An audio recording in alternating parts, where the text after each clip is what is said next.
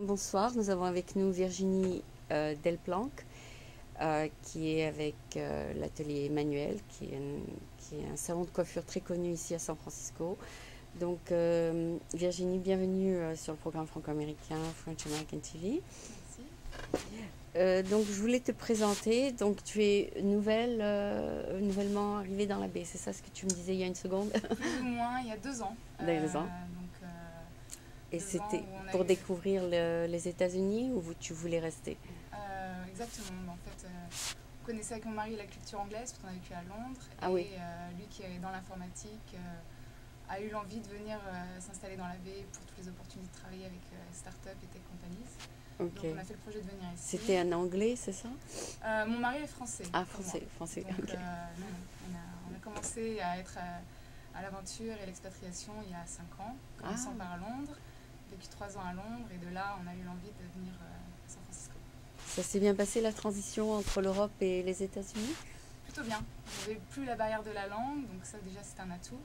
Et encore moins puisque maintenant je travaille aussi dans un salon français. Donc tu as un petit peu de contact avec les Français, c'est ça? Même. Beaucoup. Ouais, on travaille beaucoup avec la communauté française. Votre clientèle, il y a beaucoup de Français?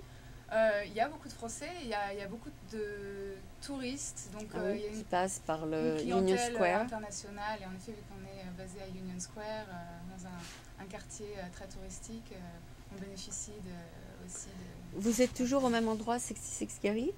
Alors, on a déménagé il y a 1 an. Ah bon, je ne savais pas. On a triplé l'espace du salon. C'est vrai? On a maintenant un salon et spa complet.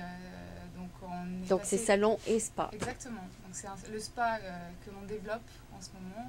On a recruté une esthéticienne en mai dernier. On a maintenant 4 salles de traitement. On offre manicure, pédicure, épilation. Donc c'est plutôt One Star Beauty Shop, c'est ça? Maintenant, exactement. Voilà, on a l'opportunité d'offrir un menu complet de services de beauté. C'est elle qui a fait ton maquillage? Exactement. Maquillage et coiffure. Elle t'a tout fait? Elle. Disons que là, on a une équipe de plusieurs coiffeurs. Donc oui. Oui, il y a quelqu'un qui l'a fait. D'accord.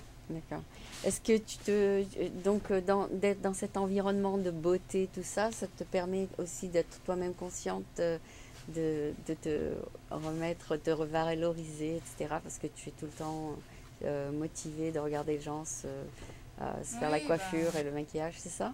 Oui, alors c'est vrai qu'on a une approche un peu particulière à l'atelier Emmanuel. Je pense que ce que tout le monde partage, c'est l'amour de la beauté au sens générique du terme, l'amour de l'art et de l'artisanat. Donc c'est en effet, il n'y a pas un culte de la beauté au sens faussé du terme, c'est-à-dire quelque chose de trop... esthétique. Voilà, on est une équipe authentique, on aime beaucoup que cela se reflète aussi avec nos clients et on n'aime pas tout ce qui brille de trop, on aime bien un peu de naturel. Révéler la beauté naturelle. Ah, bah ça c'est une bonne tagline. Si on veut, oui. Oui, je sais que Emmanuel, parce que comme j'ai des cheveux longs, moi c'est shampoo blow dry. Hein. Il y a rien de sorcier pour moi. Mais c'est vrai que des fois je me demande si je devrais faire un peu de variété. Enfin, j'ai essayé des fois de couper devant, mais puis ça repousse, voilà. Donc c'est très difficile de devenir créatif peut-être avec des cheveux longs et raides. Est-ce que tu fais plusieurs, comme tu as les cheveux longs et raides, est-ce que tu fais plusieurs sortes de coiffures sur toi-même? Je laisse les coiffeurs le faire. Moi, je n'ai pas le talent qu'ils ont eux. Et eux sont très créatifs. C'est ça qui est chouette, puisque en fait, c'est un atelier au sens premier du terme. Vraiment, on privilégie la créativité, l'expérimentation. On sait à la fois faire des coupes prêtes à porter et également de la haute coiffure où on peut faire... Mais une fois que tu as trouvé ton style, tu restes là-dessus, c'est ça? Oui, moi j'ai mon style et c'est vrai que je m'y tiens maintenant. C'est raide et shampoo blow dry un peu comme moi, non?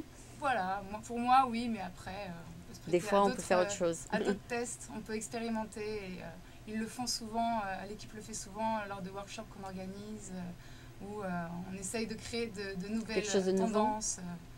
Voilà, donc là par exemple c'est ce qu'on est en train de faire en ce moment, on a un événement qu'on organise jeudi prochain. Pour montrer les nouvelles tendances? Exactement, on fait une exposition de coiffure nouvelles tendances qu'on organise avec Elle Magazine, où là, justement, on joue avec le cheveu et avec des longs cheveux, on va créer des sortes de sculptures. Un peu différentes. D'accord. Est-ce que vous avez défini la tendance ou vous avez regardé ce qui se fait en ce moment? De toute façon, je pense qu'on ne crée jamais rien. Non, mais c'est-à-dire ce que vous allez faire, c'est quelque chose qui est dans le trend, qui est dans la vogue? Oui, c'est dans la tendance san-franciscaine. Ah, d'accord. Et atelier manuel. C'est notre identité et c'est une tendance qu'on lance si on veut, oui. D'accord. Qui reflète un peu ce qu'on est capable de faire et ce qu'on aime faire. D'accord. Et qu'est-ce que vous aimez faire?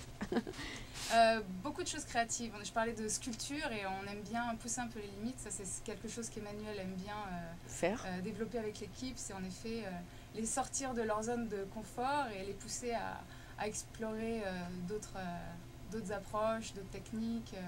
Et c'est un peu ce qu'on va essayer de démontrer là. C'est un peu aussi essayer de surpasser ce qu'on fait au quotidien et ce qu'on fait bien avec une clientèle de tous les jours. Mais c'est aussi pouvoir faire quelque chose d'un peu plus technique et haute coiffure. D'accord. Et qu'est-ce que tu veux dire par sculpture? J'aurais dû apporter des visuels parce qu'on peut vraiment créer... Non, mais c'est-à-dire, qu'est-ce que vous faites? Des boucles? C'est quoi? On peut créer... Emmanuel, par exemple, pour un défilé de mode organisé lors de l'événement La Soirée avec la Chambre de commerce franco-américaine, avait recréé la Tour Eiffel. Sur les cheveux. Exactement. Voilà. Donc, le thème était la France et Paris. Il faut savoir le faire alors. Oui, il faut savoir le faire. Donc, mais ça, il connaît. Il a plus de 20 ans d'expérience et il essaie de transmettre cette expérience-là à toute l'équipe. Il a une académie, on a l'Académie Atelier Manuel. Il enseigne aussi. Il enseigne tous les lundis. On a des workshops aussi où justement on partage nos expériences, des petites astuces pour aider à créer des choses un peu plus hors du commun. Oui, qu'on peut essayer pour un événement, etc. Qu'on peut essayer pour un événement, qu'on met en œuvre, nous, dans des événements. On a travaillé récemment avec le musée de Young pour l'ouverture de l'exposition Jean-Paul Gaultier. Là, on avait créé des choses démentielles. C'est Jean-Paul Gaultier qui vous a engagé? Non. C'est le musée de Young. C'est le musée, qui vous a appelé, qui vous a dit voulez-vous vous faire? Donc, et puis donc il y a aussi d'autres événementiels sur lesquels on travaille. Là, Adrien était récemment à New York pour le Fashion Show, en tant que styliste représentant René Furterer, où voilà, on développe des techniques un peu plus poussées que ce qu'on fait au quotidien au salon. Donc Adrien est là temporairement? Adrien est là, non, il nous a rejoint récemment. Ah, d'accord. Il est fraîchement arrivé à San Francisco il y a environ 6 mois. D'accord, donc il va rester avec vous? Ah oui. De toute façon, on essaye d'avoir on a une équipe soudée et on a une bonne rétention. On essaye de garder une bonne énergie au sein de l'équipe pour continuer à travailler ensemble. Donc, en général, quand on recrute des gens, on veut les garder, surtout s'ils ont du talent. Surtout s'ils ont du talent, oui. Est-ce que la plupart de vos coiffeurs sont français? Pas la plupart. Je crois que, un bon pourcentage peut-être? Il y a trois coiffeurs français sur 17. Ah, donc c'est quand même pas autant que je pensais. C'est pas autant. Mais le principal est français, c'est ça? Non, on est une équipe multiculturelle. Il y a des personnes qui viennent d'Hawaï, des Philippines, des personnes cubaines, colombiennes. On est vraiment international, multiculturel. D'accord. Et on parle toutes les langues. Donc c'est assez intéressant. C'est un laboratoire expérimental de culture aussi. C'est vrai que San Francisco, il faut tout faire, oui. Mais si par exemple quelqu'un vous appelle et que cette personne, comme tu dis, peut-être des Philippines, tu l'assignes à quelqu'un de Philippines? Non, pas nécessairement. Pas nécessairement, mais ça peut aider, en tout cas d'un point de vue communication, pour s'assurer lors de la consultation qu'on est en phase avec l'attente du client, parce que c'est quelque chose de critique, de primordial, la consultation. Donc oui, en général, on s'emprunte les uns aux autres et on a besoin de traducteurs, donc ça aide. Des fois, si la personne ne parle pas... Mais est-ce que tu as remarqué que la plupart des gens d'autres pays sont bilingues en fait, et ils parlent les deux langues? C'est vrai, mais une fois qu'on commence à parler anglais et qu'on veut employer des termes techniques, notamment pour la coiffure, il peut y avoir quelques difficultés. Ah bon? Oui, en effet. Expliquer la longueur que l'on souhaite. Idéalement, en effet, travail d'après-visuel, c'est ce qu'il y a de plus, mais des fois, il y a quand même une barrière au niveau de la langue. Ah, parce que ce sont des touristes? Exactement, donc tous ne sont pas complètement bilingues en anglais et on peut arriver à Et donc vous mettez en avant ce côté international sur... ouais, je crois qu'en plus, c'est ce qui fait la non, force. mais c'est ce que vous dites aux gens, nous sommes internationaux, je sais pas. Complètement, ouais. On parle, je crois qu'on parle toutes 7 langues au salon. D'accord, d'accord. Donc ça fait partie un peu de votre marketing, de dire nous parlons cette langue. Ça aide. En tout cas, quand les concierges nous approchent, on peut leur dire qu'en effet, on parle un grand nombre de langues. Et ah, vous travaillez avec les hôtels, d'accord. On travaille aussi, oui, vu qu'on est dans un quartier touristique, en effet, beaucoup de concierges nous réfèrent aussi pour des services beauté. D'accord. Je voudrais peut-être savoir ce qui t'a apporté à travailler dans un salon de coiffure. Est-ce que c'est ce que tu voulais faire ou bien c'était par hasard? C'est un peu un hasard. En fait, moi, j'ai donc un bagage en marketing, une relation presse, et j'ai aussi un doc d'histoire de l'art. Donc j'ai toujours aimé tout ce qui est artistique, et culturel, créatif et beau.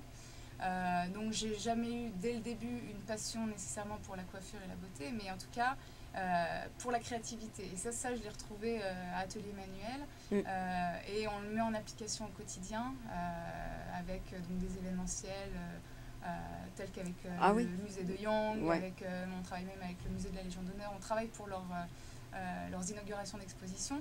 Donc on réussit à vraiment avoir une connexion entre le monde de l'artisanat, donc la coiffure notamment, et le monde de l'art. Donc ça c'est bien. Et puis Emmanuel est plein d'idées et à chaque fois il pousse les limites, il est toujours ouvert pour des idées un peu hors du commun. Un peu hors du commun, donc ça offre plein d'opportunités. On a un laboratoire d'expérimentation un peu. D'accord. Et peut-être que tu pourrais nous parler un peu d'Emmanuel, étant donné qu'il n'est pas là. Oui, j'en dirais que du bien, parce que vraiment c'est... Peut-être qu'il va écouter. Peut-être, j'espère. Mais Emmanuel, c'est vraiment quelqu'un qui a commencé de rien. Ah oui. Il est arrivé aux États-Unis il y a un peu plus de 10 ans. Oui. Il ne parlait pas anglais. Il est juste venu là parce que justement il avait envie de parler anglais et de découvrir notre culture. Et donc il est venu tout seul. De Paris? De Paris, où il était coiffeur. Il était coiffeur, il a été enseignant pour L'Oréal, il a travaillé avec Tony Ngaï, Vidal Sassoon, donc il avait déjà un grand bagage dans la coiffure. Il a travaillé pour plein d'événementiels et des défilés aussi. Mais, et une fois arrivé, il a décidé d'ouvrir son propre... Il a commencé à être employé. Oui. Et puis rapidement, Emmanuel, c'est quelqu'un qui veut indépendant, pousser les limites et donc il a ce côté entrepreneur. Enfin, il veut toujours aller de l'avant et il a eu l'idée de se monter son salon donc, il y a 10 ans maintenant. C'est le 10e anniversaire cette année. C'est intéressant. Bien, ouais. Et donc, ça a commencé à 166 Gary, dans un espace donc, au dernier étage du salon. Enfin, oui, je me rappelle, oui.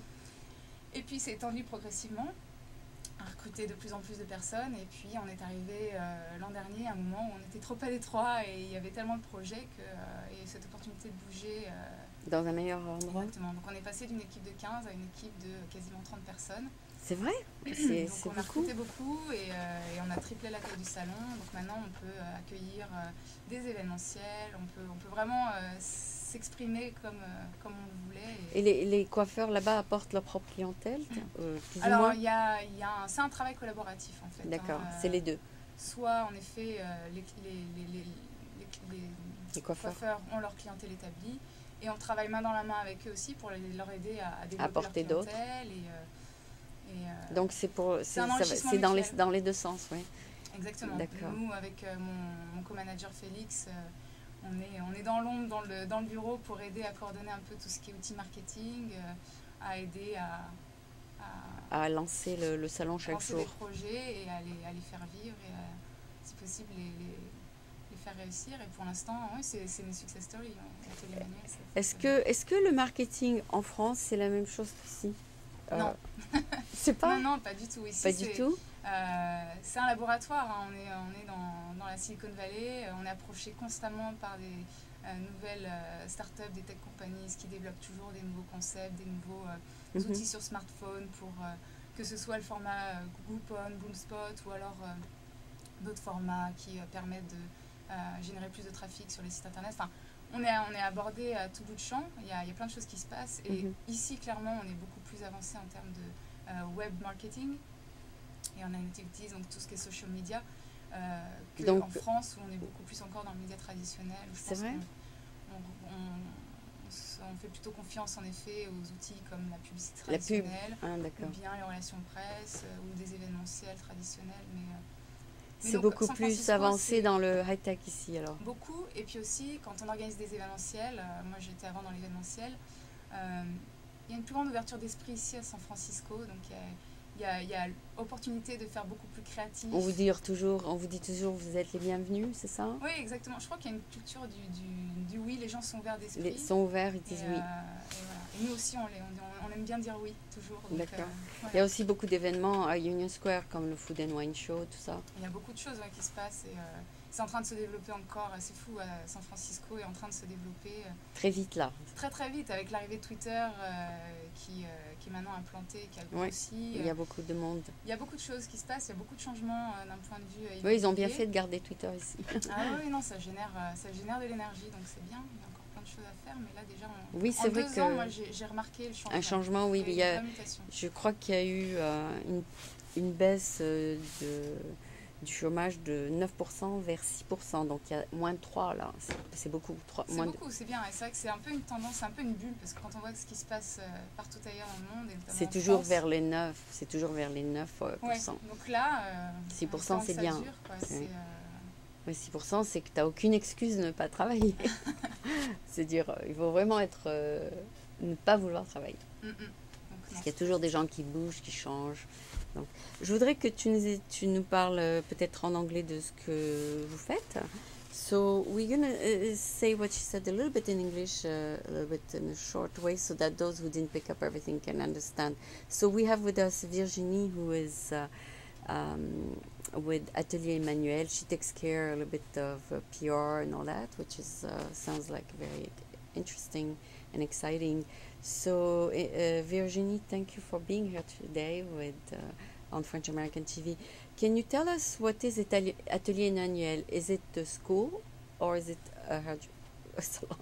Atelier sounds like a workshop. It is, and actually, so Atelier is French for workshop, and that's exactly what it is. It's initially a workshop. A beauty salon, and we developed a spa recently.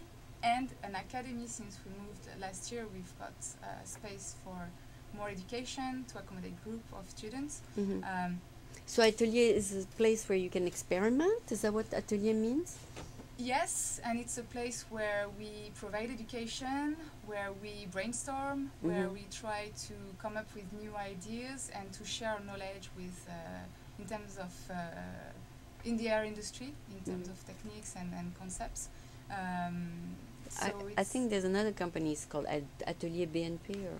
Yes, it's like a subdivision of BNP Paribas, which is something different. It's totally more different. Of an IT, high-tech tech startup. Where people commingle and exchange. Crène, with an atelier, but for the food, it's a very high-end It's restaurant. called what? Atelier Crène. Oh, really? So I don't know. Is that here? Yes, it's in Spearmore. It's a really good restaurant. Oh. So yes, Atelier is, means workshop, yeah, and a place where we welcome people who are enthusiastic, who really want to learn, who really want to do better, who really want to push the boundaries, and to really focus on craftsmanship. I think there's one word to retain is craftsmanship. Okay. Can you call Atelier for art, like to paint and sculpture? Yes, you can also use this word. Yeah. So Atelier is where maybe students go together and experiment. Yes, and learn and absolutely build things. Exactly. So that's the idea. That's the idea. That's exactly the idea. Emmanuel is a art lover, and so he likes to build things, create things. Exactly. Wow. With the French touch. So I will have the opportunity to see some of his creation next week. Yeah, that's right. So next week we are putting together a art exhibition co-organized with Elle Magazine and Wella, which is a color brand. Yes. And we're going to put together some interesting and creative hairstyles. Yeah. So our latest inspiration. I definitely will send it to you before next week to put on your Facebook, though. This way you can put it in English and French, and that would be great to. I didn't know about it, but it's good that you're here to just tell us about it. Sure. Okay. So how long is the event? On next Thursday, it's on all day. It's an all day. It's gonna be a 2-hour. It's a 2-hour event. Okay. Where they're gonna be a runway where all the stylists and makeup artists are gonna showcase their work. Yeah. And also, is it at night, at day? It's from 6 p.m. to 8 p.m. Okay. And during this time frame, we will also be providing some one-to-one consultations to help guests find out what to do, refine their look, maybe give them some advice. So that's the whole idea. Do you use those computers where you put the face of the person with different hairdo? We don't. We could, since we are in a very IT area, but... I've seen that in a department store. I thought maybe you use it. We don't. We could, but Emmanuel... wants to do by the side. Exactly, and the way it the human touch rather than the computer touch. And we like that this human relationship. We really want to have an interaction, and Emmanuel in some ways is very old-fashioned. The way he teaches is very... He looks at the face and says, this might work for this person. Yes. Yeah, with all his experience. So we won't be using any high-tech tools. Okay. But we will welcome you. No, it really frustrates me when I see very talented painters who actually put the photo first on the computer before they paint it. I say, is this really art? Because they're painting over an image on the computer. So that's not really authentic. But if you do something raw on a canvas, that's the real thing. You don't have to have a backup photo in front of you, can it? Although I would say some tools can help just to define a look, but it's true that if you just replicate something that you have on the screen, I'm not sure you can really call it art. And 2 years ago, when you started with Emmanuel, did you have a totally different hairstyle? No, actually I've had my hair long for all a the while, time. But they didn't advise you to change? Yes, I was told that I have very healthy hair, and so I'm lucky to keep it long. So I was advised to keep it that way. Okay. And not to put any color, since I have a very healthy hair. It's virgin at the moment, so I want to keep it that way. So they didn't say put curls or or make it short, make it long, whatever. They say keep it as is, right? Well, they don't say keep it. We like to experiment, but so sometimes they create styles and we experiment things. But on a day-to-day basis, I keep this style. What you like? Yes, because since I'm not a hairstylist myself, I can't pretend putting together like such nice hairstyle as they do. So. Did you try, for example, when you were younger, very short hair, for example? I did. Yes, I did have short hair. Oh, you did, absolutely. So you did experiment already. Yeah. I've had many hairstyles. You can ask my parents. Okay. So that's great. So it was a pleasure interviewing you. It sounds like it's going to be a very exciting event, and I look forward maybe to be there. Sure. So 6 to 8 next Thursday. Exactly, on the 28th at okay. 415 Stockton Street. Okay, sounds good. I'll be there videotaping, and I thank you for being here today. So before we introduce your guest, you want to introduce us to your friend? Absolutely. So he's a friend and colleague. His name is Adrian, and he's joined Atelier Emmanuel 6 months ago. From France? From France, yeah. Absolutely. And so he's a hairstylist. He's going to be able to talk more about, technical aspects and what he does. He's just come back from New York. He was at the Fashion Week last week. And he's bilingual, I assume. He is, so he's going to be able to tell more about his background and why he's here. Okay, sounds good. So thank you so much for being here. It's a pleasure to meet you.